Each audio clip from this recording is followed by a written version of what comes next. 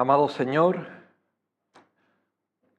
muchísimas gracias, Señor, por concedernos la gracia insondable, Señor, de haber entendido el mérito de tu sacrificio en la cruz del Calvario, Señor, y habernos imputado esa gracia tan bendita, Señor, con la cual somos salvos, y tener esta preciosa relación contigo para adorarte en espíritu y en verdad y vivir cada día de nuestra vida con una vida nueva, una vida abundante, una vida en el espíritu y especialmente el domingo, poderlo ofrendar en gloriosa alabanza a ti que eres digno, Señor. Y ahora, consciente de nuestro peregrinaje hacia ti en este desierto de la vida, necesitamos tu espíritu, tu palabra, Señor, y necesitamos que tú nos ilumines y nos unjas para comprenderla, Señor. En Cristo Jesús. Amén.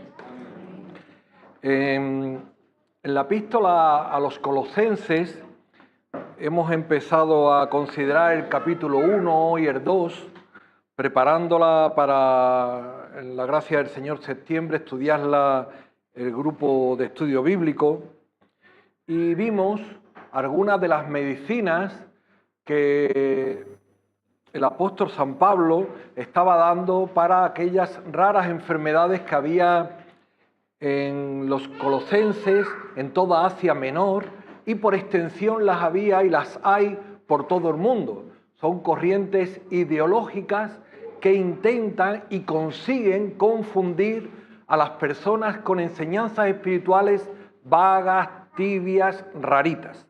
Muchas enseñanzas espirituales muy raras.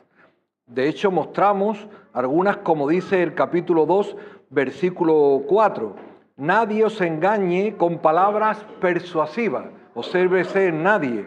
Versículo 8. Mirad que nadie os engañe por medio de filosofía y huecas sutilezas, según las tradiciones de los hombres.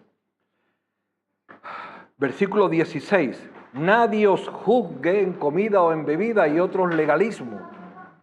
Y versículo 18. Nadie os prive por adoración a ángeles y otros motivos. En la iglesia de aquella zona había muchas corrientes ideológicas, como repetimos, hay hoy en día y aún hoy se han multiplicado. Cada generación tiene que sobrevivir en los asuntos espirituales. Cada generación es diferente a la anterior. A veces se plantea en la generación anterior, dice, si tú tuvieras la lucha civil que yo tenía antes para tal, antes para cual, ahora es más fácil. No. Ahora es más difícil.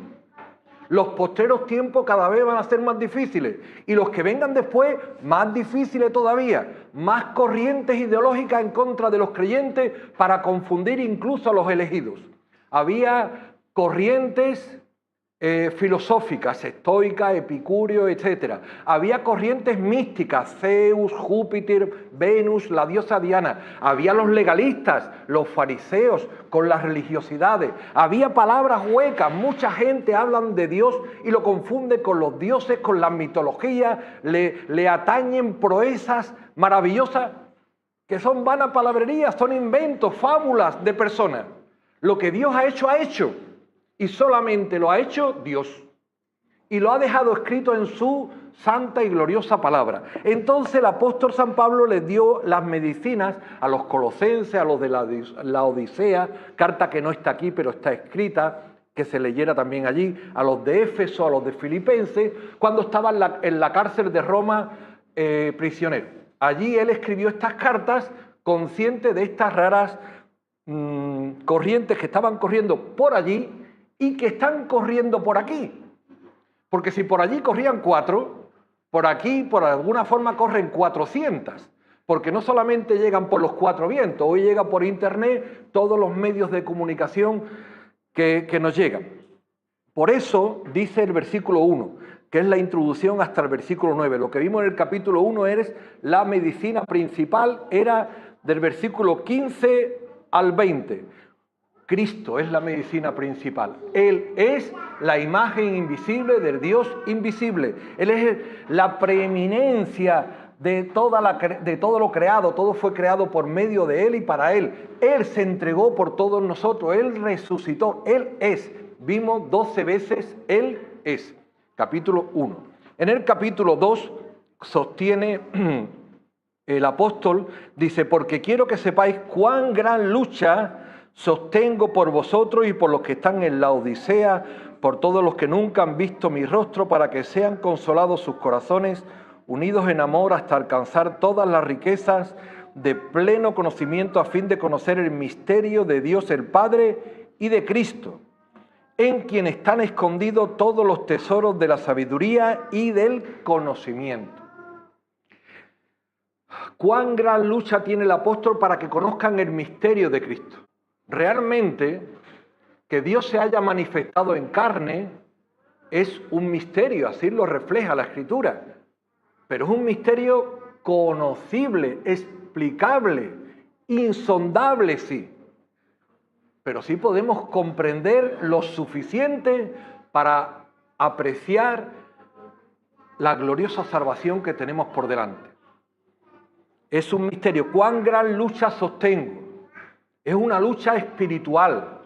Cada creyente, cada joven sostiene una lucha espiritual. Por eso no se puede decir, antes había lucha y ahora no, porque ahora nos dejan reunirnos. ¿Cómo que no lucha si nuestra lucha es contra principados, contra huestes de maldad, contra nuestros hijos, contra nuestros jóvenes? Van las huestes de maldad. No es la sociedad civil, no son los políticos, que también son las huestes de maldad.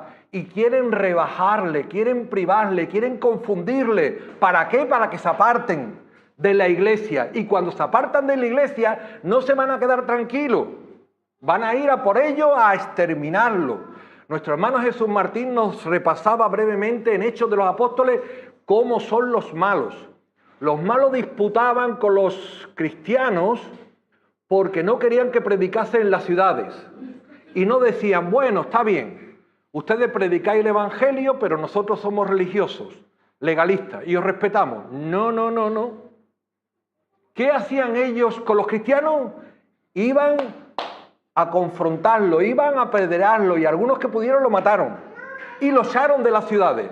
Y cuando lo echaron de las ciudades, ¿pensaron que se quedaron tranquilos? No, no, no.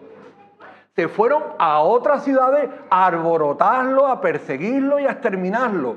Así son las corrientes ideológicas hoy.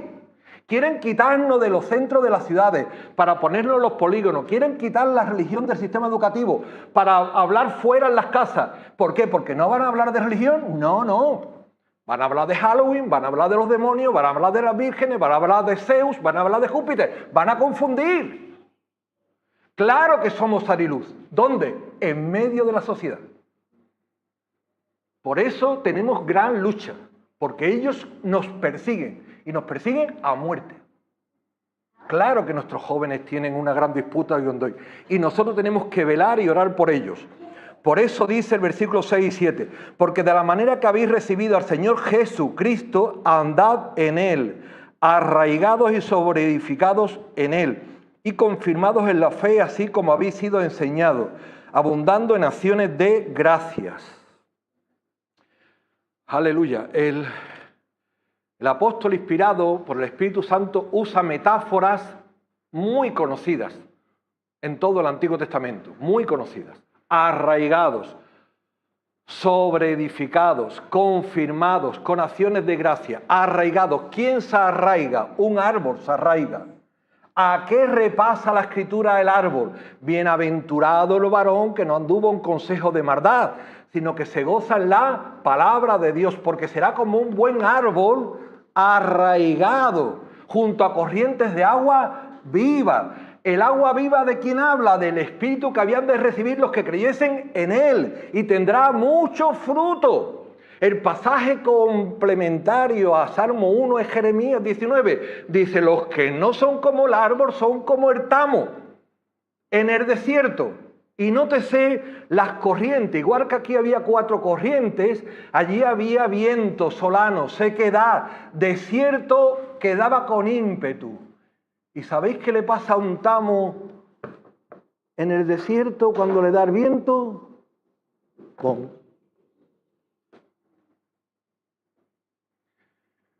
Señor quiere que cada uno de nosotros esté arraigado en Cristo, esté bebiendo del Espíritu de Dios, porque los vientos de hoy son vientos malos, sobreedificados. Si Jehová no edificare la casa, en vano trabajan los que la edifican. ¿Quién edifica mi casa? Dios. ¿Quién edifica mi iglesia? Dios. Porque si Él no edificara, en vano sería mi trabajo. Pero cuando Él edifica, nuestro trabajo es fructífero. Gloria a Dios. Igual que el fruto del árbol. Pero ¿qué ocurre en el Sermón del Monte cuando el Señor explica capítulo 5, capítulo 6 y termina con el capítulo 7? Que dice, el hombre prudente no es como el insensato que construyó la casa sobre la arena. El hombre prudente la construyó sobre la roca. Y vinieron con ímpetu vientos, ríos, tempestades y tormentas. ¿Qué ocurrió con la casa que estaba sobre la arena? Argarete. ¿Qué ocurrió con la que estaba sobre la roca? Se mantuvo firme. ¿Por qué se mantuvo firme? Porque estaba sobre la roca y la roca es Cristo. Salmo 18, Él es mi fortaleza. Él es mi fortaleza no soy yo, mi fortaleza es Él. Quien me sostiene en este difícil mundo es Él. Yo no podría luchar contra huestes de maldad, me pulverizarían, me comerían el coco, me trajinarían. Anda ya, va a estar en la iglesia, si allí no te quieren. ¿No ve que no te han invitado al partido de ayer? ¿No ve que no te han dicho ir a la playa? Allí no te quieren, vete. Vete, que yo te cogeré. No te vayas. Agárrate al Señor, agárrate a tu iglesia, agárrate a tu familia. Solamente en Cristo nos vamos a sostener. Dice ahora el mensaje, el corazón del mensaje, el corazón de la segunda medicina del capítulo 2 del apóstol. Mirad que nadie os engañe por medio de filosofía y hueca sutileza, según las tradiciones de los hombres. Es que tú vas por Grecia y allí nada más que te encuentras estoico, epicúreo. Ahora, no solamente antes.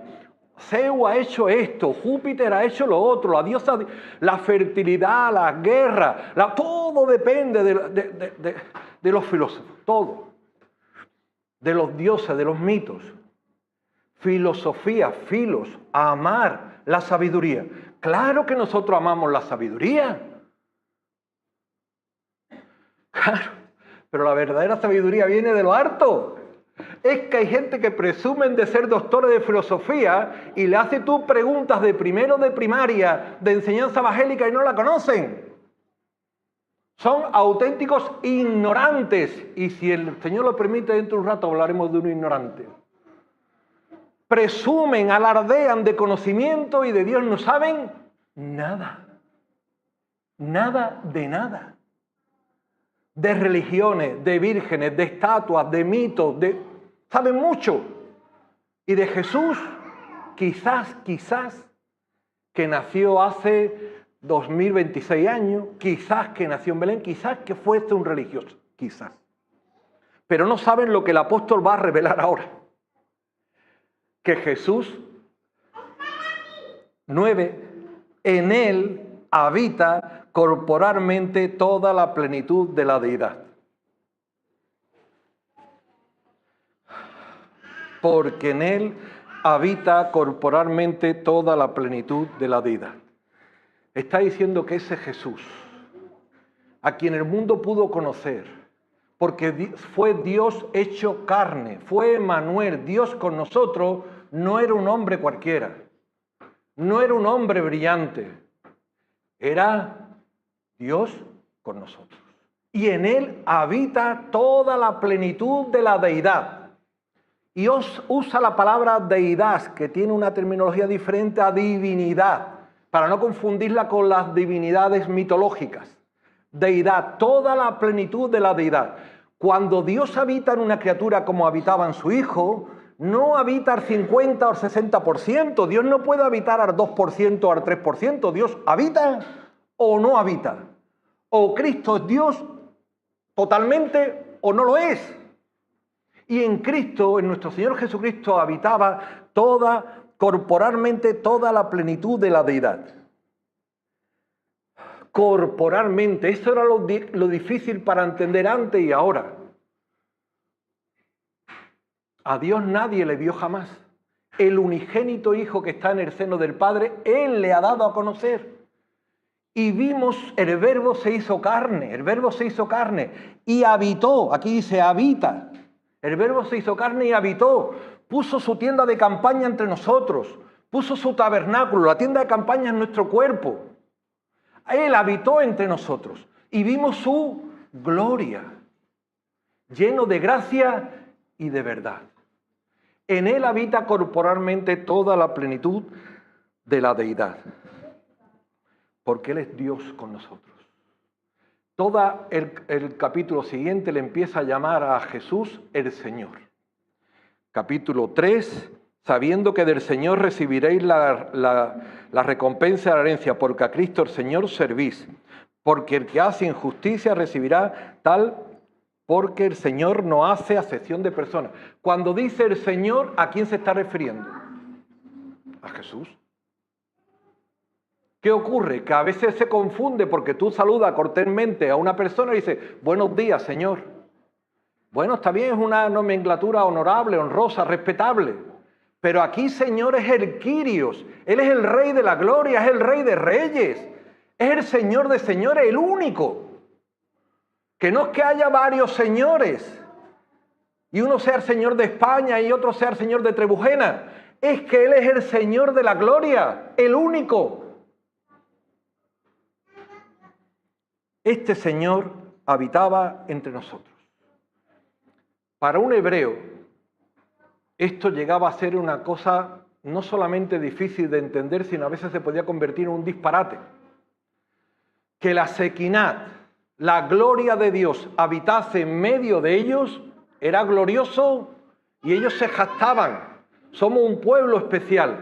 Dios ha puesto su tabernáculo en medio de nosotros. Mira, hijo, la gloria de la Sequinat está en el tabernáculo. Y todas las tiendas de campaña, las tribus la ponían alrededor. Cuando iban a Jerusalén, mira, hijo, Jerusalén, en el templo glorioso que el Señor mandó hacer. Ahí está la gloria del Señor, en el lugar santísimo estaba la gloria del Señor. Y todos podían vislumbrar los rayos de gloria. Pero cuando la gloria del Señor andaba por los caminos, en el mundo estaba y el mundo no le conoció. A los suyos vino y los suyos no le recibieron.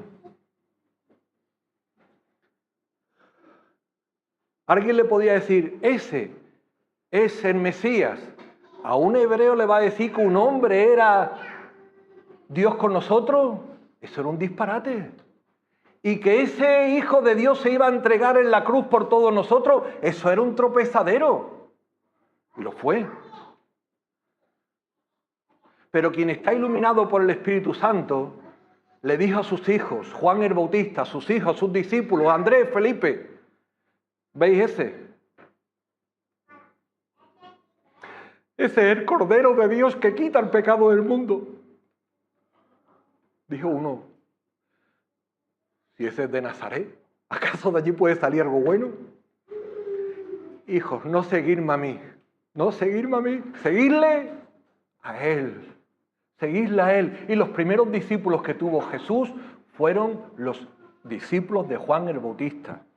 Le siguieron a Él porque Él era en el que habita completamente toda la deidad. Es un versículo glorioso que podemos hablar mucho, pero vamos a rematarla como si lo explicáramos a los niños. A veces las cosas difíciles, si se logran explicar a un niño, es más fácil de comprender para todos. Jesús tenía que ser Dios con nosotros. Hemos dicho que no podía ser menos que Dios, porque o era hombre o era plenamente Dios. Y tenía que ser Dios porque el único que nos puede perdonar nuestros pecados es Dios. ¿A quién ofendimos nosotros cuando pecamos? ¿Contra quién nos rebelamos? ¿Contra quién hemos transgredido nuestro corazón? ¿Contra un ángel? No. ¿Contra una galaxia? No. ¿Contra Dios? ¿Quién nos tenía que perdonar? ¿Un ángel? ¿Un arcángel? Solamente nos podía perdonar Dios. Y Dios vino y se hizo a semejanza de nosotros para ser también hombre. para perdonarnos como hombre. Tenía que ser hombre. Es ridículo, pero hay niños que lo entienden muy bien. Niño, estás castigado sin recreo porque le has pegado a fulanita. ¿Lo entiende? Maestra, ¿qué te parece si en vez de castigarme usted a mí, se queda el estuche aquí por mí? ¿Qué pillo? ¿Cómo va a pagar el castigo el estuche? Lo tienes que pagar tú. Es evidente. Si uno le condena al juez, le dice, usted ha hecho, el juez, que es el Palacio de Justicia que está aquí detrás, usted ha cometido 3 delitos, tiene usted 3 años de condena. Usted le puede argumentar, no, pero usted no sabe las cosas buenas que yo he hecho esto, lo otro, lo demás allá. Y el juez le dice, sí, muy bien, yo por eso no te estoy condenando, te estoy condenando por las 3 cosas malas. Bueno, vale, lo acepto. ¿Cuántos años me caen? 3 años. ¿Qué le parece a usted, juez, si lo paga mi mascota? Ahora las mascotas y nosotros somos uno. Quédese usted en la cárcel con mi canario, con mi perro. Es absurdo lo que estamos diciendo.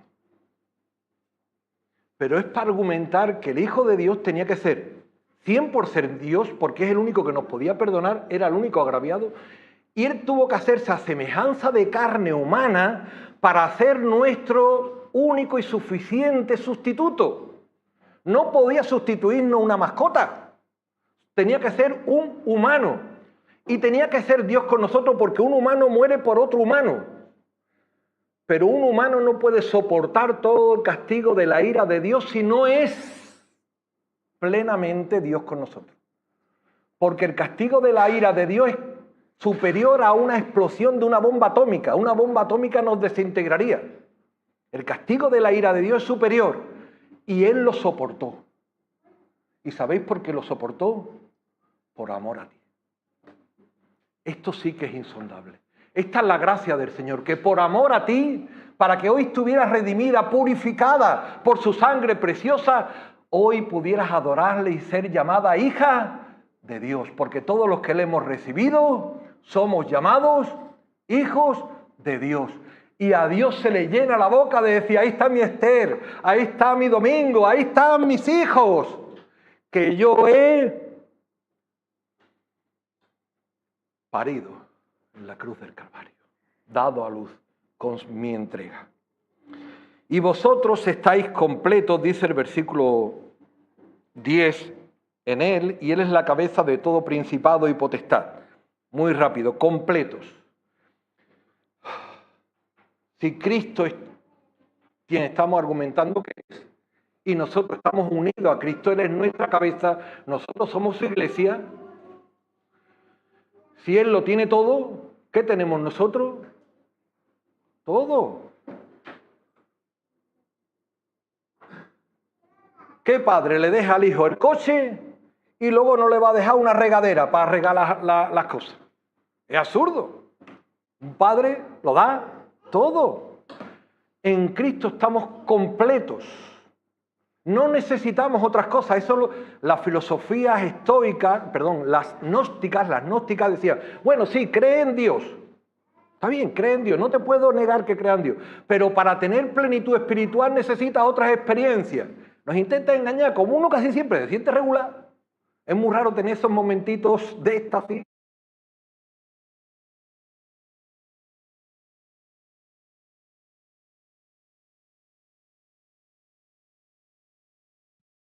Mira, cuando Jesús curó a la gente, curó a toda la gente que venía a Él. Mientras que Él estuvo entre nosotros, ningún enfermo salía de delante de Él.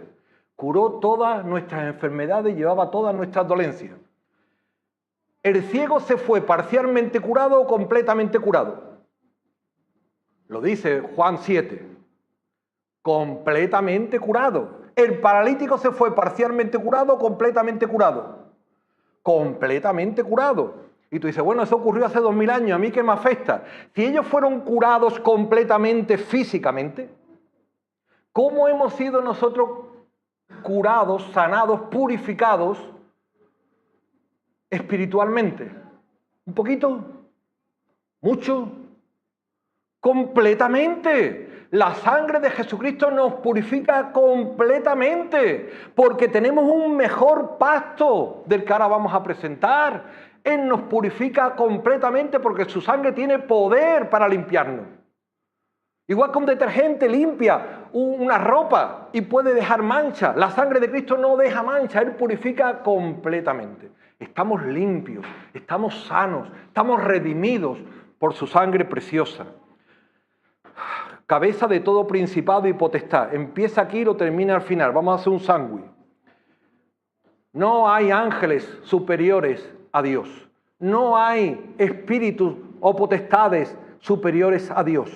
Las hay superiores a nosotros, sí, pero Dios está por encima de todos. Él es el Todopoderoso. Hay quienes han intentado sentar en el lugar del Altísimo, pero no es Altísimo. El Altísimo es Dios con nosotros. En Él habita toda la plenitud de la deidad. Por eso dice el tema ahora, dice, en Él también fuisteis circuncidados con circuncisión no hecha a mano, al echar de vosotros el cuerpo pecaminoso carnal, en la circuncisión de Cristo, sepultados con Él en el bautismo, en el cual fuisteis también resucitados con Él, mediante la fe en el poder de Dios que le levantó de los muertos. Y a vosotros, estando muertos en pecados y en la incircuncisión de vuestra carne, os dio vida juntamente con Él, perdonándoos todos los pecados. Se dan aquí tres temas: la circuncisión, el bautismo, la muerte y la resurrección de Cristo. Temas que estaban generando mucha confusión en estos primeros años de extensión de la Iglesia. Estaban generando tanta confusión que en el primer concilio que hubo en Jerusalén, capítulo 15 de Hechos de los Apóstoles, ¿sabréis sobre qué tema fue? Sobre la circuncisión. Porque habían salido algunos fariseos creyentes que se habían convertido a Cristo e iban por las iglesias diciendo: os habéis convertido a Cristo, pero para ser salvos también os tenéis que circuncidar. Y en ese primer concilio dice que hubo no poca discusión. Imagínense, los apóstoles, a Pedro y a Bernabé, que también lo habían llamado que fuera aquel concilio porque le habían llegado oído de todas estas cosas en Antioquía, y el tema había que aclararlo muy bien. Y el tema también lo tenemos que aclarar nosotros, porque 2000 años después a veces nos pueden confundir, porque las corrientes ideológicas de este mundo lo que quieren confundir, generar confusión. ¿Quién dio la circuncisión? Los hebreos lo tenían muy claro. Moisés dio la orden de la circuncisión. Todo varón será circuncidado al 8º día. Levítico 13:2. En Éxodo también se da.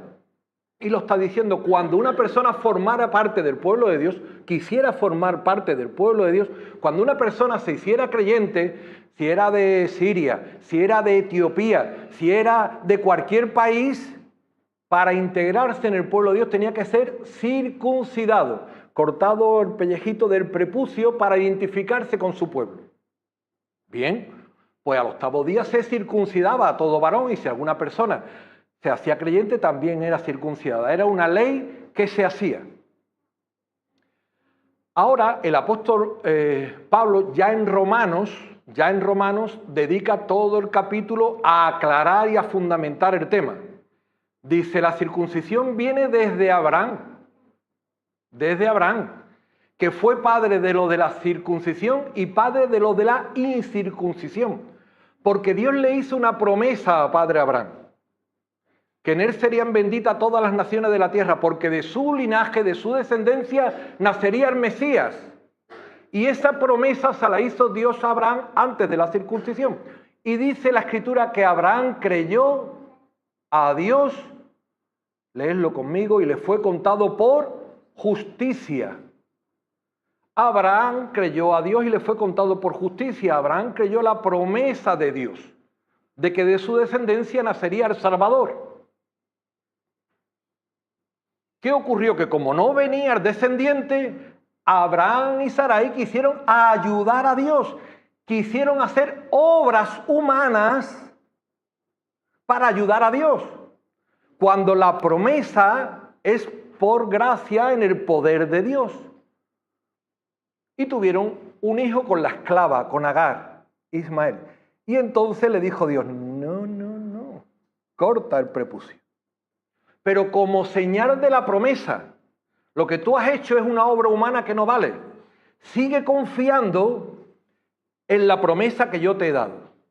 Y todo el que crea en la promesa que tú has creído, y por eso te ha sido contado por justicia, que sea circuncidado al 8º día. Y ahora aquí hay un paréntesis en Génesis 17. Y esto será un pacto perpetuo, para siempre. Cierro la proposición subordinada, porque esto le va a generar confusión a los fariseos. Será pacto perpetuo para siempre. ¿Qué ocurría cuando ellos ahora reciben a Cristo? Que como el pacto era perpetuo, tenía que ser toda persona, para ellos, circuncidados. Disculpadme si estoy jugando con las palabras, pero vamos a intentar aclarar como Romanos termina aclarando. Dice, cuidado, que la circuncisión no salvaba. La circuncisión no era una obra añadida a la fe. Lo que salvaba era la fe. La circuncisión fue una señal, un sello de la justificación por la fe. Quien había creído se circuncidaba, pero no le salvaba la circuncisión, le salvaba el haber creído.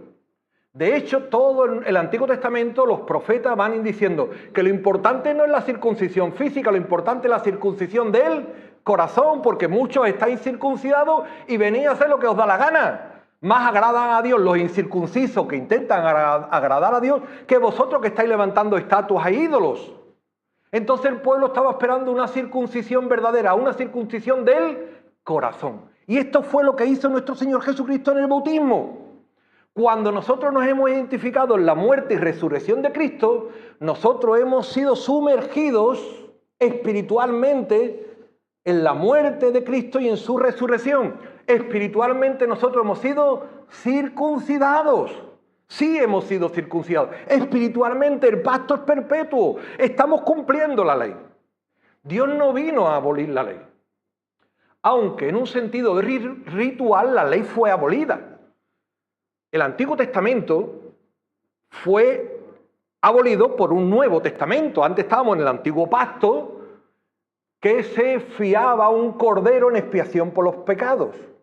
Y ahora estamos en el Nuevo Testamento, que se entrega un sacrificio mucho mejor, como dice el autor de Hebreos, porque tenemos un sumo sacerdote mucho mejor, un cordero perfecto. Ya no tenemos que estar año a año haciendo el sacrificio.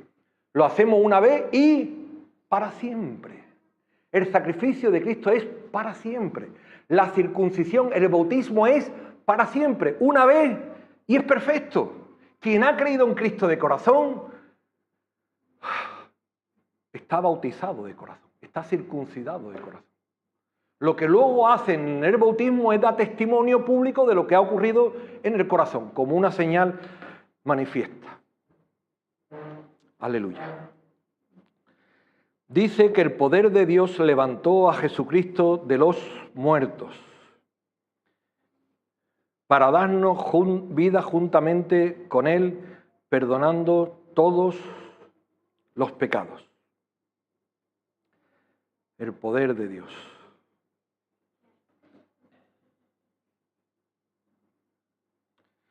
Anulando versículo 14,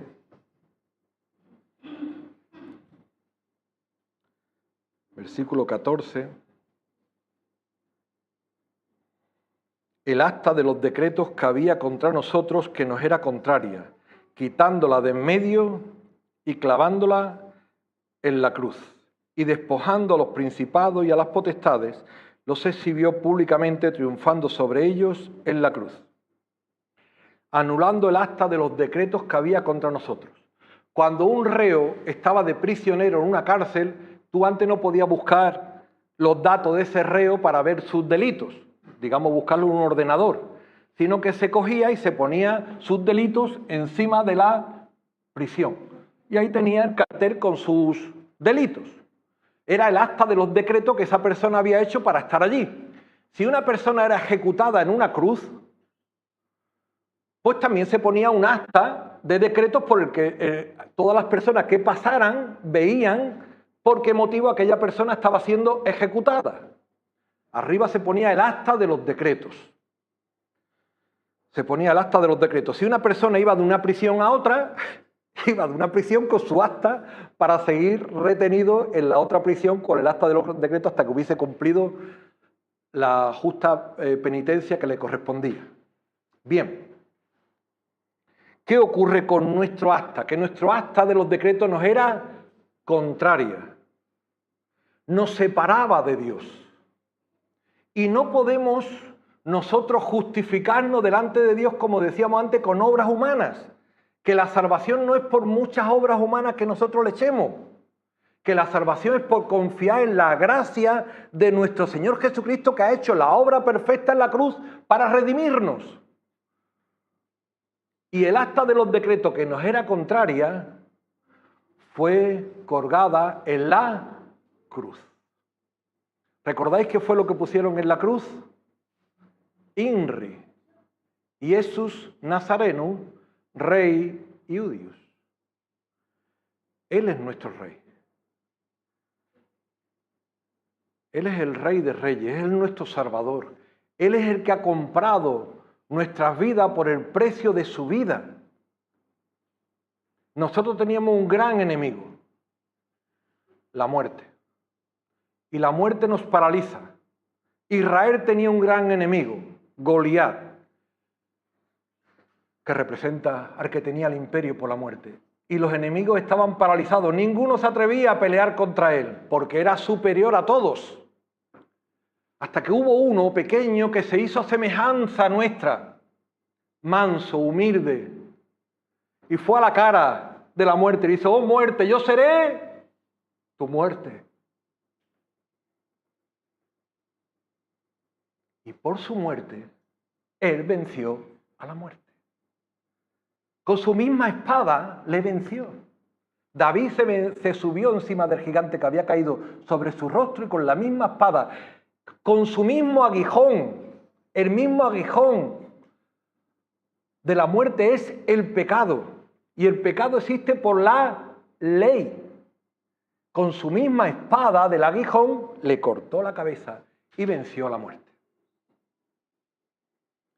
Estando Jesucristo muerto y enterrado, ocurrió que el acta de los decretos que ponía INRI, Jesús Nazareno, Rey de los Judíos. Él descendió y predicó, dice Primera de Pedro, la justicia de Dios a las huestes de maldad. Y no le podían retener, porque ¿qué es lo que ponía contra él? Nada. La muerte es un estado de separación de Dios, espiritual, un estado legal de separación, que nos condena y nos separa de Dios por toda la eternidad. Pero Jesucristo no cometió pecado. Él llevó el pecado de todos nosotros. Él fue hecho pecado por nosotros, pero Él no cometió pecado. La muerte no le pudo retener. La muerte dice que lo intentaba agarrar y Él se escupió, es la palabra original. Como intentas tú coger una pastilla de jabón con las manos de aceite, no puede. Él resucitó, el poder de Dios lo resucitó. Y el mismo poder de Dios que resucitó a nuestro Señor Jesucristo, nos resucitará también a nosotros. Oh muerte, ¿dónde está el temor a la muerte si ha sido sórbida en victoria? ¿Dónde está tu aguijón? Ha sido cortado. No temamos.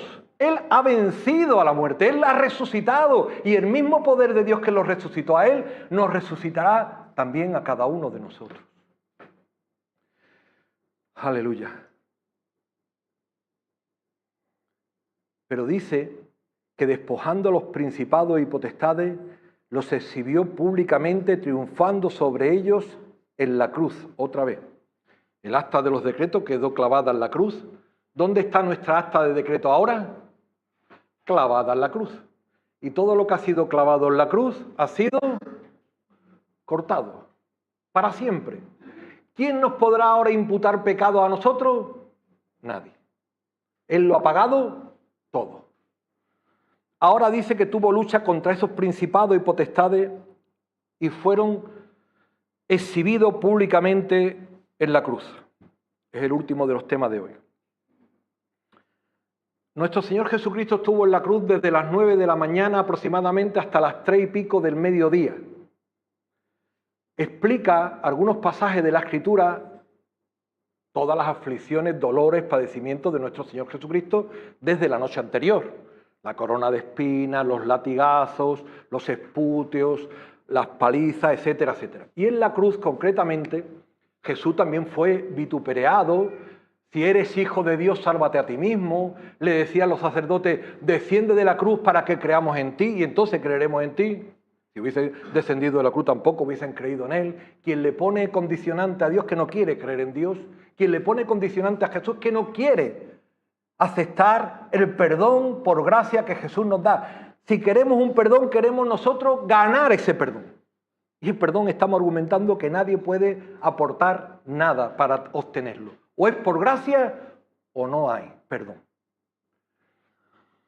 Estaba diciendo que en la cruz hubo una batalla visible, que todos los que pasaban por allí la veían, se hizo tinieblas, y hubo una batalla invisible, que no se veía, contra las huestes de maldad. Las huestes de maldad, describe Salmo 22, que eran como toros, como lobos, leones mordiendo, haciendo daño a Jesús, sufriendo todo el castigo de la ira de Dios. Pero no consiguieron su propósito. El propósito era lograr lo de la mujer de Job. Estás sufriendo lo que no mereces. Maldice a Dios y muérete. Jehová dio, Jehová quitó. Sea el nombre de Dios bendito. En esa guerra espiritual que Jesús tuvo, cada vez que Jesús iba menguando, porque su cuerpo iba menguando, su gloria iba creciendo. Cuanto más hablemos de la humillación de Jesús y cuanto más bajo baje Jesús, más sube la gloria de Dios. Y Jesús descendió como hombre, como siervo, hasta la muerte y muerte de cruz, porque no había una muerte más ínfima. Y Jesús es resucitado, ascendido, triunfante y coronado de gloria, porque no hay una gloria mayor que la que Él tiene. Y allí fueron puestos, como aquí dice, despojados todos los principados y las potestades. Ya ellos no tienen poder contra nosotros. No nos dejemos engañar, que no nos metan miedo, ya no tienen espada. Ya no tienen acta de decreto para condenarnos. Ya nuestras ligaduras de impiedad están sueltas. Somos libres para adorar a Dios. No podemos seguir viviendo como si estuviéramos esclavizados. Que no nos sigan engañando las corrientes de este mundo, porque Dios nos ha liberado para que podamos vivir, para honrar y bendecir su santo y glorioso nombre. Amén. Que Él sea bendito.